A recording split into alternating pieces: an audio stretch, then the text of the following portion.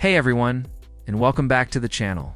Today we were tackling a really important topic for anyone in the market for a used car: how to spot a flood-damaged vehicle. These cars can look perfectly fine on the surface, but underneath, they're often a ticking time bomb of electrical and mechanical problems. Sellers might try to hide the damage, but if you know what to look for, you can protect yourself from a major headache and a huge financial loss. So grab your notepad, because I'm about to walk you through a step-by-step inspection that could save you thousands. First things first, trust your nose. When you first open the car door, take a deep breath. Does it smell musty, moldy, or like a locker room? It's a huge red flag. Sellers often try to mask this with heavy air fresheners or by shampooing the interior. So, if the car smells overwhelmingly of pine trees or new car scent, be suspicious. A lingering, damp, earthy smell is very difficult to completely eliminate, and is often the first sign that water has been somewhere it shouldn't.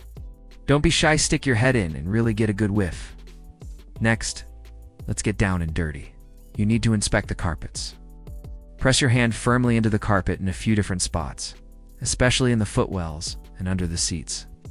Do you feel any dampness? Even if it feels dry, pull back a corner of the carpet if you can. Look at the padding underneath and the floor pan. You're looking for signs of water stains, silt, sand, or even rust on the metal floor. Also, check the carpet for weird discoloration or if it looks newer than the rest of the car's interior. Sometimes, sellers will replace the carpet, but it might not be a perfect match or fit just right. Now, let's move on to the upholstery and seat hardware. Run your hands along the fabric of the seats. Is it brittle, or does it have strange water lines or blotchy stains? Pay close attention to the metal parts under the seats. Get a flashlight and look at the seat mounting bolts and the tracks they slide on. These areas are rarely cleaned and are often untreated metal. If you see rust, corrosion, or a gritty, sandy residue on these components, it's a strong indicator the car sat in water. A brand new car doesn't have rusty seat bolts, and a well-maintained older one shouldn't either. Time to check the lights and the spare tire well. Go to the trunk and lift out the spare tire. This is a classic hiding spot for water damage. The spare tire well is like a bowl and water will collect there.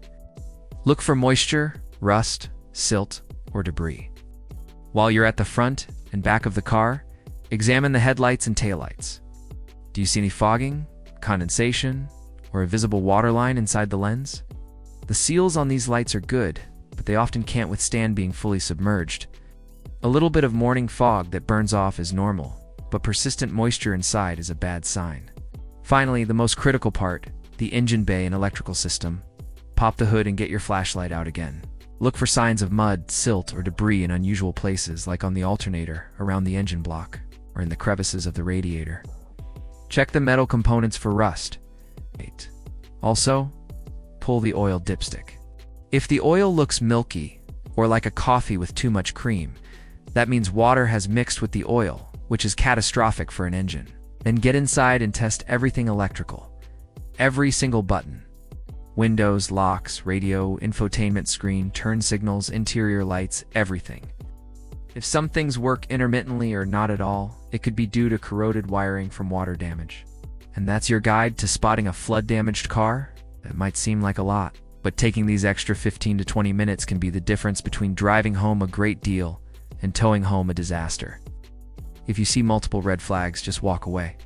There are plenty of other cars out there. If you found this helpful, please give this video a thumbs up, subscribe for more car buying tips, and hit that notification bell so you don't miss our next video. Thanks for watching, and drive safe.